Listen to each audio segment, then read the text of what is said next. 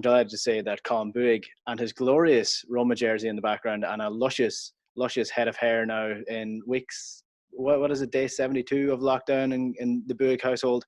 And again, Paul Moore is also with us as well. Lads, how are you getting on? Not too bad. I feel very, very inadequate in comparison to Colm's glorious Barnet and his hipster decorative jersey in the background. There's always something different when I get Colm up on Zoom. It's always something different in the background. It keeps me guessing.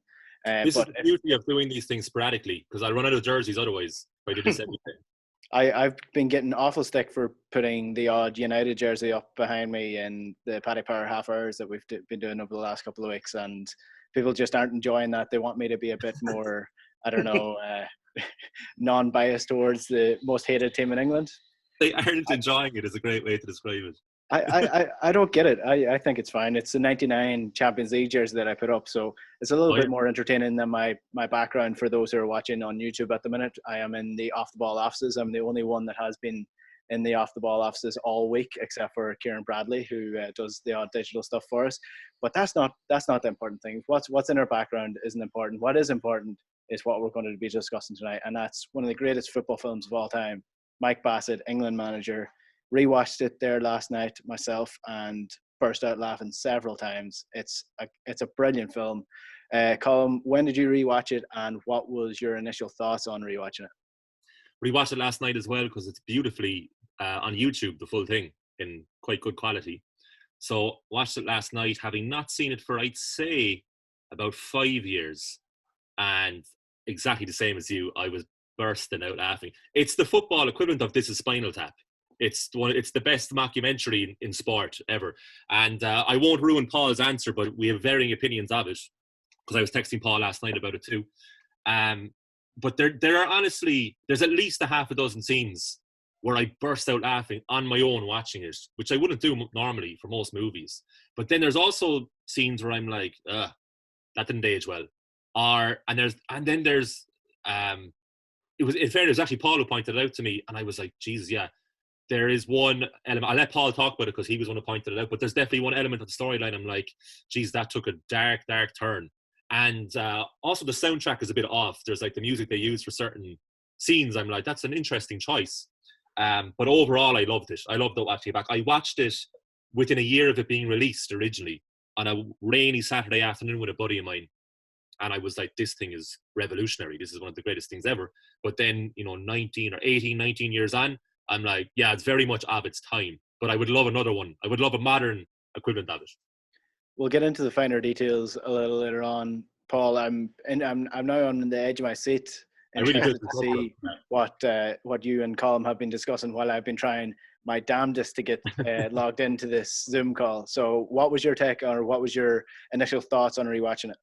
To begin with, I'll have to put my hands up and say, it's not a rewatch for me. This was my very first sitting of Mike Bassett, England manager. Wow. As a football fan and a movie fan, I mean, I've got no credentials now. I've lost any sort of cool points I have. But oddly, I found when it as a comedy, when it wasn't trying to be really funny, it still was. Like, a lot of the stuff foreshadowed real events in football. Obviously, we'll get into the details about like the press conferences and how it was inspired by Graham Taylor's tenure and the Impossible Job documentary, which is fantastic. But stuff like even a hotel meltdown in front of the team. As an Irish football fan, we've got plenty of experience of managers losing their rag in front of a group of players. I think even when it really didn't try, it was still oddly funny. But in terms of what we were talking about last week, I think the actual on-pitch action wasn't great. I know it's supposed to be a comedy, so they went a bit caricaturesque with some of the footballers, but some of them hit, some of them didn't. It does feature some great cameos. I mean, Pele and Ronaldo has one word in it, but this is the original Ronaldo, which is just brilliant. I wonder, did they just jump him in the middle of a normal interview, kind of like Dennis Pennis style, like they used to do, and just see if they could just throw him in the middle of a legit interview? There is some really good stuff in it. It touches like the cliche you have of some of the old England manager. You've got Keegan's tenure there. You've got particularly Clough interviewing for the job. I mean, that's overtly done. But as Colm said, there are some gags that you just couldn't do now, and it does take tonally a kind of a weird shift, which for a comedy, it's a hard act for any comedy to judge, but particularly one like this. And also, I do think there are times when it loses the track where Mike Bassett's supposed to be the central character, and it floods it with a lot of characters, like his assistants. And I get where they're coming from, but I just don't think they land, and they just take away from more of the moments I wanted of Mike Bassett, as opposed to them, who are just a bit too cartoonish, I guess. Yeah, well, it's interesting that you say that because, or it's interesting that it was your first watch as well, because I watched this with my housemates who, for many, it was their first time watching it as well. And the main thing they took from it was how funny it was and how it almost resembled Big Sam's tenure. If Big Sam had have gotten past 1 or 2 months, how long does Big Sam last again? But that's basically like it. This is the realistic side of this. This potentially could happen. I'm not saying they're going to hire someone off winning the Mr. Clutch trophy, but there are England managers in the past who, as Mike Bassett says himself, he's the last of the dinosaurs when it comes to England managers. There are still some out there.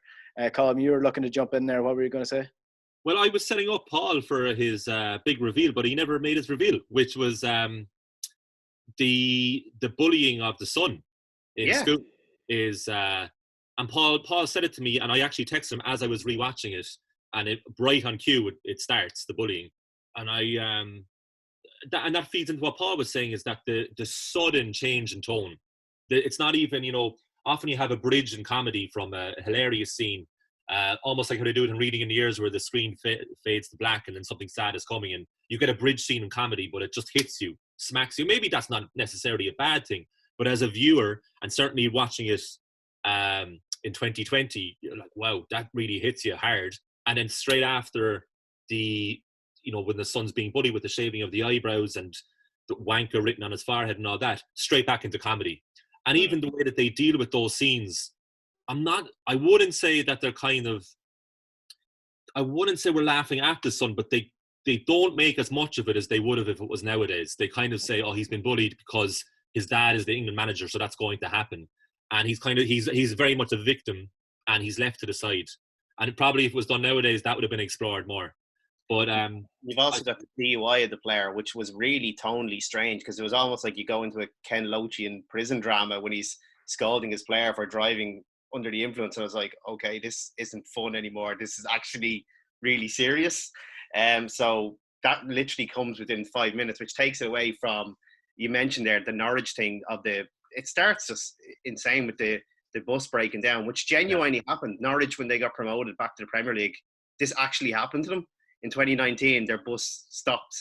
And you've also got him taking over England with the kind of parallels with Jock Stein in '86 when Ferguson had to step in for Scotland there when the manager had a heart attack.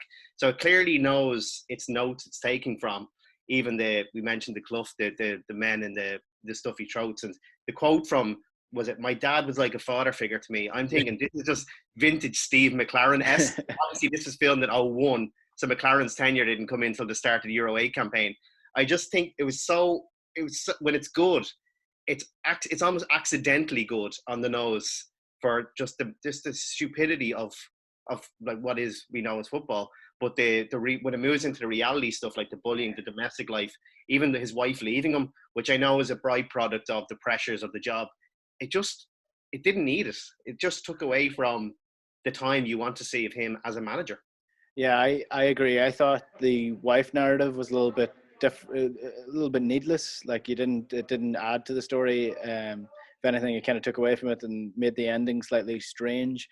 We are talking about Mike Bassett, England manager, released in 2001. The mockumentary follows Mike Bassett, aka Ricky Tomlinson, a lower league manager in Norwich, who wins the Mr. Clutch Cup. It was released on DVD with the review saying the best British film since Bridget Jones. So that tells you how high this film is held in esteem. In reviews, it got 75% on Rotten Tomatoes, and IMDb rated it 3.5 stars out of 5. So not too bad in the review section. We're going to get into our review section now, starting with the cast. We're going to start with the main man first of all. So we can't really look past the main character, Mike Bassett. Ricky Tomlinson, many people will know him from Royal Family. just a keystone of British comedy. And Colm, I think, were you in the office when Ricky Tomlinson came in to visit? And it was like watching kids in a candy shop, everyone going up trying to get a photo of him. He's such a brilliant comedy star, and this is one of the peaks. This is one of the best things he's ever done, I think. Yeah, like in the pre-COVID days, we would get someone of note walking into the third floor of Marconi House pretty much every other day, and so you become numb to it. And in my time at Off the Ball, Ricky Tomlinson was one of the ones that transcended the numbness, and everyone was like, "Oh my God, Ricky Tomlinson there!" And there was a presence all of a sudden. And I went over to him and shamelessly asked for a photo, which is on my Instagram account.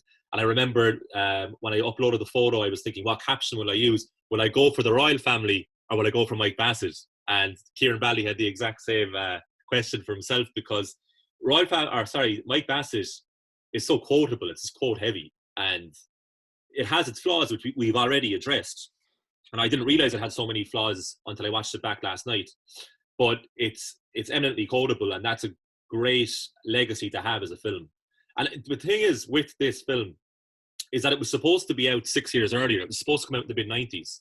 So Johnny Smith and Rob Sprackling are the writers, and they did an interview a couple of years ago, and they talked about how it was in production for something like 7 years before it was given the green light.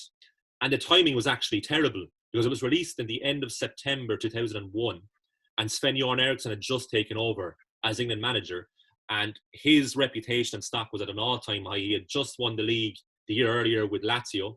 They hadn't won the league in a long time.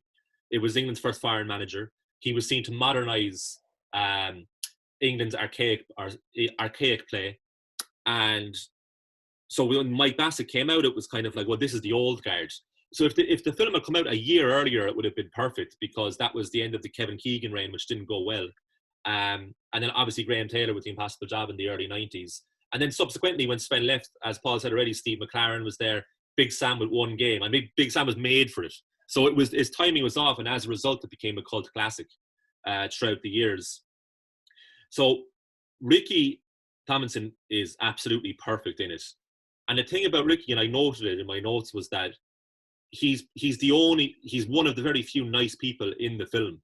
There's trinkets of it where when he's boarding the train to go to the FA HQ at the start of the film, he lets an old lady off first, and he helps her with her bags. They wouldn't have left that in for no reason at all. It was tiny. It was only 2 seconds. I mean, if you look down and look back up, you'd have missed it. So there were moments where he's clearly the social conscience of the film, because when he and Lonnie Eckhart have the big falling out in the team meeting, he goes to Eckhart calling him a bigot and small-minded. So he's our protagonist, and we're seeing the film through his eyes. So we're sympathetic to Tomlinson, and there's very few actors who do pathos like Ricky Tomlinson. He's perfect for it. He's actually probably an underrated actor, so he's perfect for the role. Yeah, I think he gets the perfect mix between comedy and emotion. He plays this role phenomenally well, and his delivery. I think he was the perfect cast member for this, because even by his stature, the small, stocky, really British guy, it's such a believable character that this is an old England manager, and the mannerisms that he goes on, the incredible amount of swearing that is in the script, really adds to it, because if you don't have that swearing, then you're not really getting into that character that everyone knows, and that's what Mike Bassett is.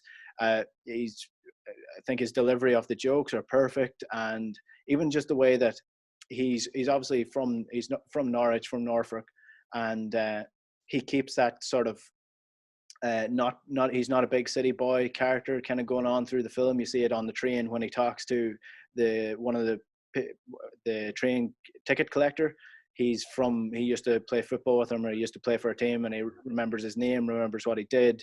And then later on, the way that he interacts with the press, where he's referring to them like, come on, like, let's look at the positives. Why are you looking at the negatives? We can't understand why these guys are grilling them so much. So I think he's brilliant. Paul, what did you think of Ricky in this film? Yeah, I think he kind of nails that perfect tone, because he is a buffoon, and he's so hopelessly out of his depth. But there's an art in keeping people on their side, that he's supposed to be cartoonish, but you do feel for him in those bits, like when he quotes the Rudyard Kipling bit. it is cheesy, but he sells it with that just enough of the pathos and gravity to make you almost, get the goosebumps going. I love the description of him when he got the job. It was 14 clubs and 9 different positions. So this is literally a journey manager in every sense of the word. This is your Alan Pardew, your Alan Kirbishley, your Big Sams, all molded together. And like even the small things we mentioned, like the Bassett's All Sorts cover on one of the red tops, which is what they did with Taylor. Remember they did the turn up, they turned him into, or I do not like orange, and they had him as an orange. Like, you kind of feel from those moments when he sees this man and the reputation being ridiculed, because at its essence, it is a kind of a warm celebration of football and kind of the aspirational values of what it is to play for your country or manage your country, which, if you're a purist, is still should be the highest pinnacle of the game. And I don't think in any bit of the film, even when he does the ludicrous training and the caricature players, you never get the sense that this is a piss take. You get the sense that this means an awful lot to him, which Tomlinson, as an actor, it's a credit to him, because it is slapstick, it is stupid. You've got like the striker Rufus, who's like can't hit a barn door, or you've got all the caricature centre half and the rough as nails and the David Stephen keeper. But in the middle of it, you do need some sort of emotional resonance and truth to kind of anchor it all, so the absurdity can kind of can be a bit more absurd if you've got some drama at the heart of it. And I think he sells it really, really well. And you do get the vibe, like we've all seen so many England managers stand up in front of the press, downtrodden, beaten, depressed. Like, those scenes they literally are a documentary, because we've seen, like, if you watch the Taylor one in particular, they're ravenous and they're just tearing him from limb, and the defiance he has in that moment at the end when he stays up and saying we're playing 4-4 F2. You mean I believe it? I go with him, Yeah. So there's a lot of characters in this that I actually didn't like on second watch or a third watch, and they're probably in there just to have a backstory to Mike Bassett, but I don't really think they add anything to the film. For example, Amanda Redman is Karina Bassett, his wife, who has been with him through this journeyman career, and almost immediately gets fed up with him being the England manager after like 3 games and leaves him, and then gets emotional when he finally wins the game and finally says he's staying on. I don't think she adds much to it. I don't really think the character's great. Bradley Walsh has to get a nice mention in this. Just the way that he repeats everything that the press says, and even everything that Mike Bassett says as well, and just carries on. He does no personality of his own. He's a nice little touch in this, if you know Bradley Walsh now. I wonder what people would have thought of Bradley Walsh in it when it did come out in 2001. But certainly now, since we know him from The Chase, it probably ages better than it would have come across at the time. I really like his character. I know Paul has other opinions about it, but I like him because he is Phil Neal, if you watch An Impossible Job, because Phil Neal's Graham Taylor's assistant, and he just literally just repeats everything Taylor says. And I think Bradley Walsh, Dadsy as his character is called, David Dads, he and like the name is perfect as well, the double D, David Dads, Dadsy, because I think the comedic gold in it is the subtlety in that he repeats verbatim what Mike Bassett says, but he always adds another word just to mix it up a bit, like. So, so Mike Bassett will be like, come on lads, come on, and then Dazzy will be like, yeah, come on lads, come on, let's go, come on lads, back again. And the one thing I did like about him that I thought, this is a bit more about the personality of Dazzy, it's only tiny, is after the very first game that Mike Bassett had, the qualifier against Poland, where they lose 2-1. So presumably the Monday morning, they're doing the video analysis. They're going to review the match. So they're all sitting down, the 3 of them. And Lonnie Eckhart has the car magazine out, so he doesn't care. Like, he's showing Mike about the latest Honda. And Dodsy's ready to go. So come on, Dodsy, we can't put it off anymore. Put the video on. And they put the video on. They're tipping off England against Poland, Mike's first game. And they tip off, and there's a subtle comment from Dotsy. He says, come on, lads. It's so pointless to do it. And then within 5 seconds, it's taped over. And then he just said, oh, no. And Dotsy, what's happened? It was like, the wife's taped it over. It's perfect, because that would happen in Dodsy's household. Like, he wouldn't be explicit enough to the wife. He wouldn't say to the wife, don't tape over this now, it's really important. We're analysing Mike's first game in charge. We really need to watch this. He would have just, he wouldn't have said anything to her. He would have just had it lying around, and she would have gone off and done that. And it leaves the viewer's imagination to think that presumably she's a female version of Dodsey as well, that she would have been like, oh, just tape over this tape lying around. So I really like Dodsey. And I like the fact too that he's, he's like an Animal Farm. He's just like blindly loyal, just loyal for no reason. No, he doesn't even know why he's being loyal. He just is. And that's why I love that. Paul, I'm interested to hear why you didn't like him. Yeah, he's a bit of the champ kind about him, isn't he? Just repeating instinctively what's told him. I just feel that an awful lot of the film came on Mike's pressures, and none of them, there was no moment when they kind of rally around him. It's almost like they just throw him to the wolves, that it all comes down on him. Particularly Lonnie, obviously the stick is the car salesman, but he's a bit of an arsehole, to be honest. Like, he had to be talked into the job. He had no interest in being there. And also, like, never really felt the need to kind of take Mike out of the firing line a bit, or stand up, or even like their coaching techniques. Let's face it, he lost all the balls, which is one of the more interesting coaching sessions you're ever going to see in your life. But no, I just felt they weren't inherently nice people. They were terrible at their job, and also couldn't get the sense of Mike's marriage falling apart around them, his job, and in a very tenuous situation. And also they weren't good with the players. I thought they were like traffic cones or something. They were just there. They had very little involvement in chatting with the players. The one criticism I have of the two characters is that they didn't need to be either completely submissive or not interested. One of them should have been on his side more, because we didn't need to be any more sympathetic towards Mike Bassett as it was, because we knew he had an impossible job on and he wasn't fit for it. So they didn't need to have the two men who were supposed to be closest to him professionally either not being able to do it or not wanting to do it. So that, like, it would have been more realistic if they either had a third person on board, or one of the two lads were actually genuinely interested and capable of contributing to England improving. So it was kind of felt like it was left to Mike Bassett to do it all himself. And he was against everybody, including Geoffrey Lightfoot, the chairman, or the head of the FA, sorry. Everybody was against Bassett, like, with the exception of Tonka, the Gaza of the film. So it's Philip Jackson that plays Lonnie Urquhart, his assistant manager.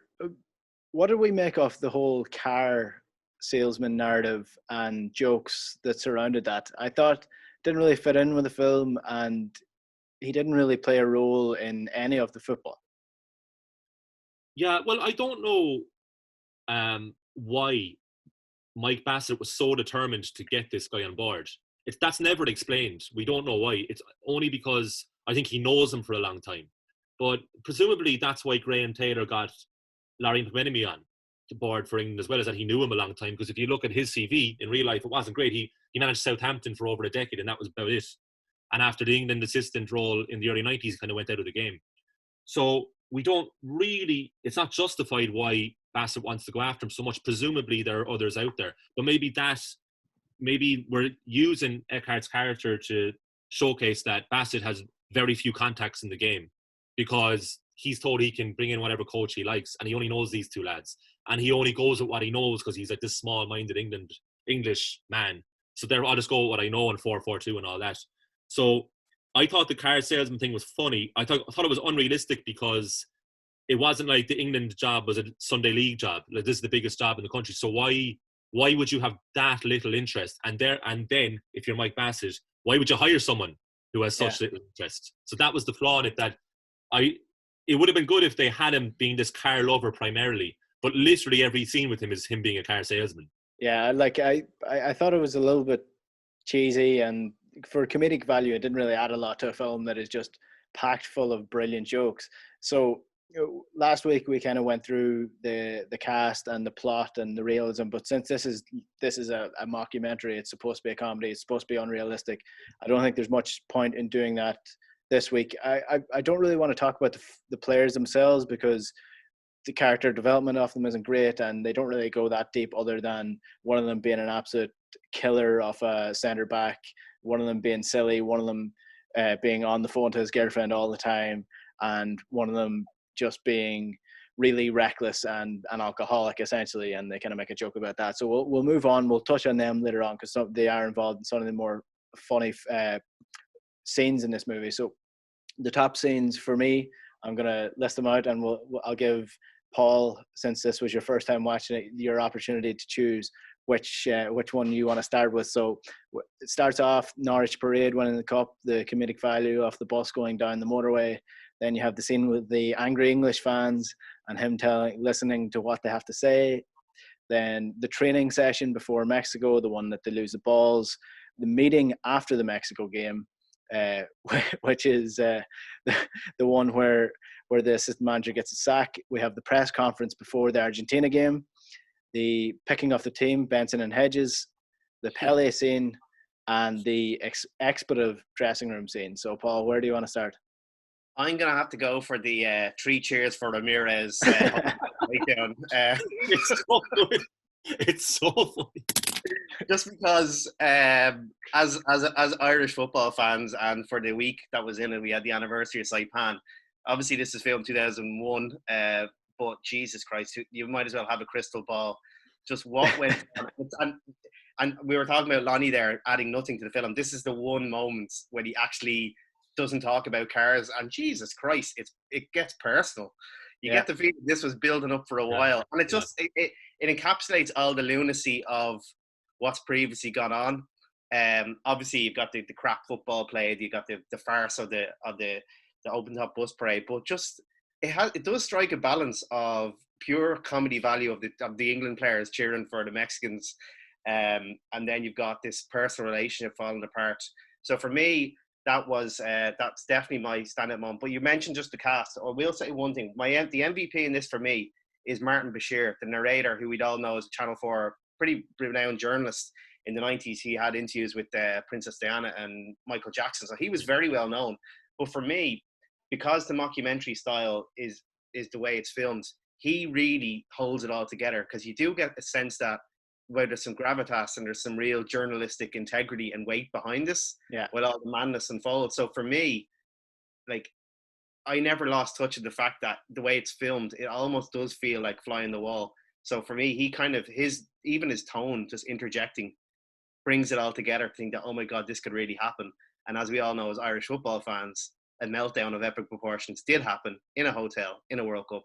And I don't think Mick Keane and Mick was as funny as Mike Bassett and his assistants. Yeah, so the scene that Paul is referring to, I think we'll track back, and we won't do this in order, because the scene I want to talk is before this Mexico game. But England have just been beaten 4-0 by Mexico, and they go into a team hotel. It's disaster, and the team's on edge. The team's more or less going out. Mike Bassett is on the line. His job's on the line, and he's on the edge. He comes in. The players are acting as if nothing's happening. He comes in absolutely raging, throws a phone on the ground, tells everyone to shut up, says, right, and they set it up. He says, right, that's a negative side out of the sides out in a positive. And Bradley Walsh pops up with, on a positive side, those Mexicans were bloody brilliant, weren't they? Which leads to the assistant manager saying, if that Ramirez doesn't win Player of the Year, there's no justice in this world. And then they go on to give 3 cheers to Ramirez. It's an absolutely brilliant scene. That scene, the escalation in the fighting there is Mike Bassett's fault, because he's supposed to hold court. So he starts off the meeting, which is also really funny, when the David Beckham character, Carl Fletcher, known in Dream Team circles would be known as Carl Fletcher, is on the phone. And then Mike Bassett goes over, and he says, will you fuck off, and throws the phone away. And he was like, no, we got that settled with. But he should have then been the guy as the manager to say, all right, these are the positives. But he doesn't know either. So he's like, all right, Dadsy, take it away. You can't give the floor to Dadsy. He doesn't know what to say. So and then you see the cogs turning in Dadsy's mind, which is brilliant, which is great by Bradley Walsh, because he sits there and he has to think on his feet here really fast. And he was like, well, what about the Mexicans? And then everyone's talking about them. And there's a great moment in that scene where there's obviously, it's about to get very personal between Lonnie and Mike. and the camera is at the back behind the players, so it zooms in as the two lads stand up. And Rufus Smalls, the striker who can't score, there's a great subtle image of him. He's in the bottom right of the screen, and he looks back at the camera as if to say, I hope they don't catch this on camera, because he knows it's about to happen. So there's actually really brilliant, subtle moments in the film that you'd forget about, because the standout scenes are so memorable 20 years on. Yeah, there are so many scenes in this film that are great. We are talking about Mike Bassett, England manager here on Team 33 with Colm, Boohig and Paul Moore. We're going to take a quick break, lads, and we will come back with some more of the memorable scenes from this film. Stay tuned. All right, welcome back to Team 33. Enda Coll here with you, and I'm joined on the line by Colm, Boohig and Paul Moore, because we are chatting Mike Bassett, England manager. It's our second week of our film reviews. If you want to listen back to any of the show or find the other one, you can get it on YouTube at youtube.com/offtheball, or you can find us in the OTB podcast network as well on offtheball.com. So we just spoke about the meeting post the Mexico game, the England game that they lost 4-0. That was one of your favorite scenes, Paul. So I want to chat about the game itself and the Mexico game and everything building up to it. So England need to win this game, or they think they need to win this game to qualify into the last 16 of the World Cup.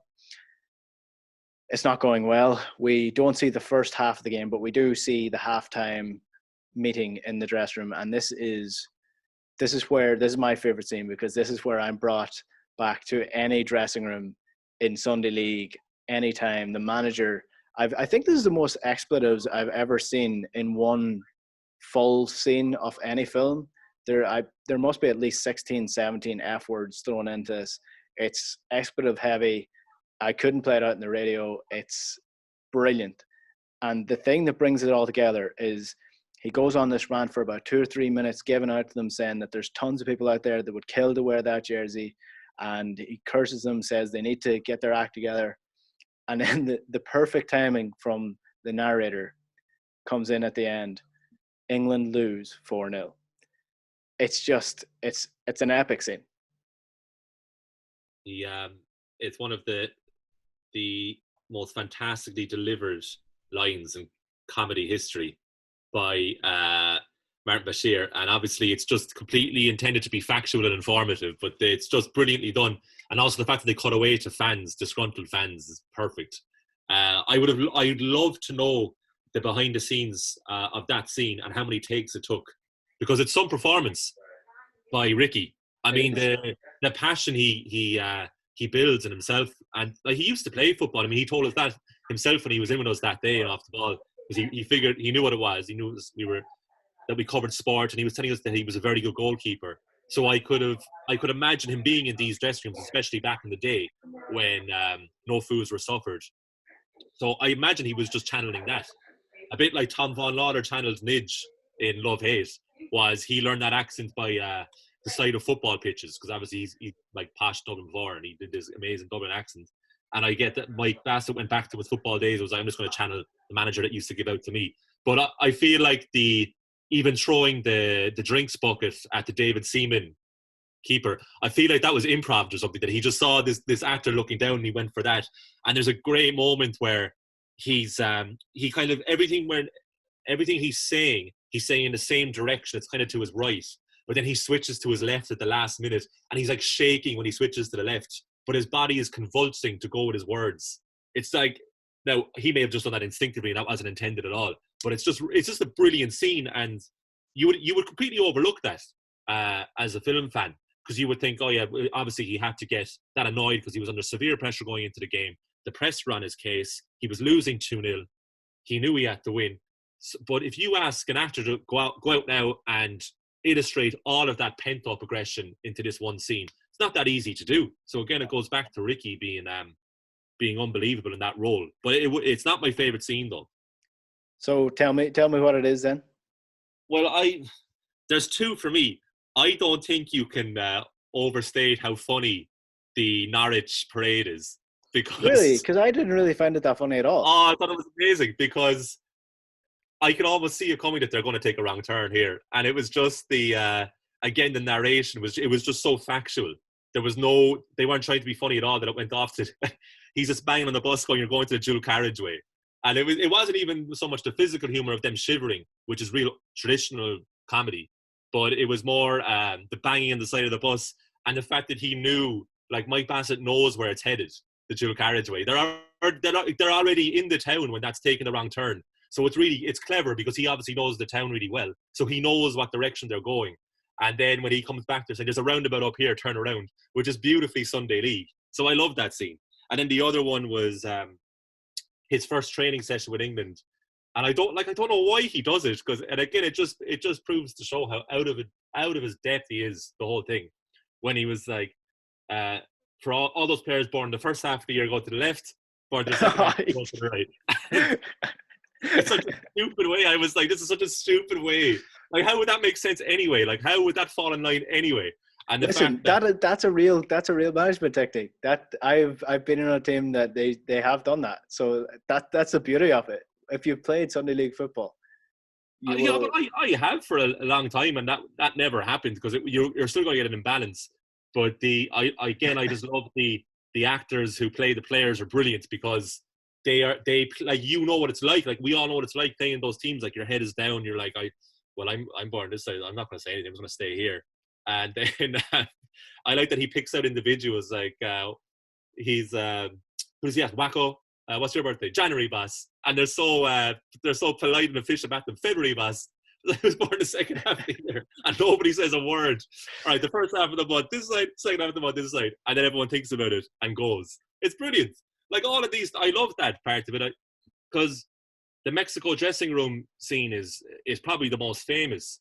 But I know that to death. Like, it's like talking about Roy Keane as a Cork man. It's just done. Whereas I love the Dennis Irwin scenes, we'll call them, is the more subtle ones I really love. And I just love that because that's so realistic. The whole thing is so realistic and we believe it. Like Paul was saying, he's slapstick, but he is believable as a manager. There's a great scene on the trophy parade when it cuts them and they're going against the wind and all their burnets are like massively blown up. It's like, it's the least glamorous thing ever. I was expecting kind of a Sergio Ramos-esque trophy drop underneath the wheels or something. It genuinely happened with Norwich in 2019 when they were going through the town. The bus stopped and they ended up having to change onto one of those red sightseeing buses. It had to happen to Norwich. Like, Mike Bassett's genuine club. So, this is life imitating art stuff. I don't even find that the physical part of that scene funny with the hair up, because I thought that's very kind of Home Alone 2 with the hair up, like, and I don't find that's not that funny to me. It's what he says. It's his knowledge of the town. He knows where they're going wrong, like, and he can't stop it. That to me encapsulates the character that we learn about as it goes on.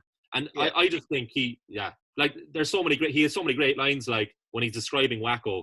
Out of the 26 international games he's played for England, he's only completed 5. But he says it so apologetically, like he's only completed 5. Yeah, the physical comedy side of things, like the hair, that's just a classic British comedy technique. Like, I mean, you could be watching an episode of Fawlty Towers for you could get lost in it. It's just it's only fools and horses. That's where this film and the comedy in it and the actors in it belong, really. And but there are so many brilliant scenes. I mean, I haven't even spoken about. I know we're kind of all over the shop in terms of the timeline of this film, but even the press conference before that Argentina game, when the press are asking him, do you think you can win this Argentina game? And he's like, well, I can't bloody say, can I? I can't predict the future. And they're like, yeah, but you're the England manager. You should be able to answer this question. He's like, yeah, but you're asking me to predict the future. So I'm asking you, what do you think? And 5 journalists, all of them say they don't. He's like, well, if you don't believe me, what are you asking me for? What's the point? Yeah. And then tells them to F off and walks out of the press conference. It's brilliant because I think there are so many managers out there that would actually love to do that. Yeah, exactly. That's exactly why it's good. And there's another line as well, which is great, where it's like, well, obviously I want them to win, but I don't know. I don't know. I mean, obviously I want them to win, but that's brilliant because it's true. I mean, every manager in the world, whether you're Sunday League or Jurgen Klopp, believes that. But you don't articulate that. That's why that scene's great. I mean, it's probably on the bad side of unrealistic, because even though he's so slapstick, he's not going to say that. But it's still great because it's obviously exactly what he's thinking out loud. And then there's the obvious ones which are just there they're pure gags. The picking the team on the back of a cigarette box, and the I don't know what you would call it. The team liaison officer picks two players from the third division, Rob Benson and Tony Hedges, because they're on the back of Benson and Hedges box. Like that's an all-timer scene. That had me almost wetting myself laughing. But I suppose we have to talk about the most famous scene in this film, and they kind of lay the background to this, that his father was a big Kipling fan earlier on in the film, and then the scene happens where he's on antidepressants, and he goes out into town and has a few lagers mixed with some Jaeger bombs, or some Sambuca chasers, as he describes them. Pele walks in, the whole thing is caught in camera, his career's on the line, he's been almost forced to resign. he comes to the press conference and says, "I've had to make the hardest decision of my life. I'm going to stay on as England manager." Which, that's a great movie, actually. Yeah. That's a brilliant gag, first of all. And then the press eventually they're like, just leave. You're out of your depth. You don't belong here. And he bursts into Kipling, "If," which is it's emotional. It brings you in there. But like every good comedy, there's a gag at the end of the emotional side. And he ends with saying, "We're going to be playing 4-4 F and 2." The best thing about that is the team that I currently play on, our manager refuses to play any other formation than 4-4-2. So that scene itself is a running joke amongst our football team. It's who's brilliant in that too. It's Phil Jupitus, who plays the main tabloid journalist, because he gets it spot on. That is spot on what that culture was like at that time. And bear in mind, that movie was supposed to be out 5 or 6 years earlier, so it would have been mid-90s journalism. And they were horrible and ruthless, the managers, because the comment there that crosses the line with Phil Jupitus is that he does have points at the start of that press conference where he says, like, the team have no shape, there's no 1-2s, there's no skill involved, what's the plan, there's no strategy. But then he takes it too far in a typical English press way and says, even your wife has left you, there's nothing keeping you here. And then immediately you're back onto Bassett's side. Yeah. Because you know Jupitus is right, but you're immediately back onto this guy's side now. And I thought he was brilliant, because there's other press guys in that. There's 2 or 3 other minor characters, but he's perfect, absolutely perfect as the tabloid British journalist in the 90s, who you think actually, when it comes to it, really wants the team to do badly because it's good for his business. Yeah, exactly. It's a brilliant scene, and it encapsulates that time very, very well in a very comedic way as well. So we're getting to the end of this chat. We're chatting about Mike Bassett, England manager. I suppose we'll do our ratings. It's harder to rate this film because you're going on with a normal film. You can rate the cast, rate the scene, rate the plot, but this is a pure comedy, so it's hard to do that. So I think we'll have to just go with an overall rating for this film. I think Ricky Tomlinson deserves almost full marks in this. He's a 9 out of 10. Comedic value, I think it's a solid 8 to 9 out of 10 as well. And the one thing that lets it down is probably the questionable acting at times when it comes to the on pitch stuff. So I would say this is a solid 7.5 for me. I'm going to say a 6.5 for me, just because I think they went a bit too cartoonish with the football. Didn't really buy into it, although some of the stuff was nice, like they had stock footage from USA 94. I think they had Colombia against Romania, and they had Sweden against Russia, and so they had some of the stuff. I think Pele's cameo was genius, and the recurring gag of him, who do you think can win the World Cup? Well, usually it's Brazil, Argentina, Germany. He gets through all 31 countries. The press just wanted to say England, so they have their headline. Pele thinks England, and he's like, well, who else? Ronaldo's one line was fantastic. And Tomlinson is very, very good in it, but I just felt it had far too many cartoonish gags. But when it really worked for me is kind of when it didn't even try, but just because the absurdity of football, and you can read between the lines and projects your own football knowledge into it. Like, this is so crazy, and you kind of just reflect and like, Jesus, like football, you'd have to be literally insane to be a football manager. And also I did love the piss take montage when they had the Egypt game, which reminded me of like Ireland Egypt in Ireland, Egypt, yeah. They were just glorifying simple touches like a step over, a pass, because there was nothing to talk about in the game. And like as a journalist, we've all seen crap matches, and you somehow have to sell them. You're like, well, nothing went on. It was crap. So I kind of enjoyed that bit. But yeah, 6.5 for me, because some parts of it felt like really good sketches that were thrown together, but not as coherent as a film. But like standalone scenes, yes. But just when it tried to get serious with like a narrative and a plot and just the problems we mentioned about the wife and the son being bullied, it just didn't work as a whole. But some very memorable scenes, but didn't work as a collectively as a whole for me.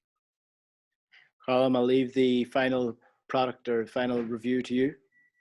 I'll go 8 out of 10 because in its field as a football film, I don't know if there's many better. And that's not to say that it's not flawed. And actually, watching it back last night, I still love it. I don't love it as much as I thought, but I still think it's great. And I give it 8 out of 10. Almost all because of Ricky Tomlinson's performance, which is brilliant. I also think the actor who played Kevin Tonka, is fantastic as the Gaza character, because he actually looks like he can play a bit, that actor, because they show him dribbling the odd time. So he obviously has something, but he like you are, even though he bears no physical resemblance to Paul Gascoigne at all, you are watching Gaza, and he's obviously supposed to be Gaza, and he's perfect because you actually do want him to go on and score that goal against Argentina, and you are sad for him when he gets dropped in the corridor of the hotel after what he's done. And what I love about him too is that the first time we see him is in the pub when they're doing the dentist chair, which is obviously what Gaza did before Euro 96. But also when he sits down and it's a close-up scene of the two of them, of Mike Bassett and Tonka, and it's the very same camera setup as in Trainspotting at the end with Begbie and Renton in the last scene, or the second last scene, when they're face to face in the pub. It's the exact same lighting. It's very dark and there's two of them. And I love that Tonka's whispering that he still has it. He's like, I've got it, Bats. He's like, I was like, I don't know where it is. It's like, I've lost it. I've just misplaced it, but I have it. So it's those little performances that are real. I would have liked to have seen more of Steve Harper, who's Carl Fletcher, who plays Bex, because Bex was so central to everything England did at that time. So I would like to see that character play out more. So character development wasn't great. The son's bullying was whitewashed way too much, because they either had to do it properly or not do it at all. And it is like a sketch show put together. That pause. That's a great analysis, because it's true. So despite all those flaws, I'm going to still give it 8 out of 10 because it's eminently quotable and it will stand the test of time, even though it's completely outdated. That's why I give it 8 out of 10. Fair enough. I think with 7.5, 6.5, and 8 out of 10, we'll settle on 7 out of 10. Solid. Can't be. It's a strong film. I thought it was brilliant. I would agree with Colm, though. I didn't like it as much now as I previously thought I did.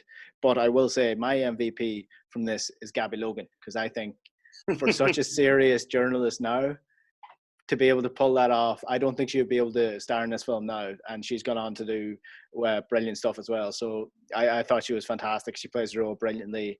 And just they actually encapsulate the whole football TV show during a major tournament perfectly, with the cheesy planetary intro to it and the ex-professional talking down to a dodgy Skype line to the manager. So I thought that was brilliant. So Mike Bassett, 7.7 out of 10 altogether from Team 33. That's all we have time for tonight. Colm Boohig, thank you. Paul Muir, thank you. And we will chat to you later.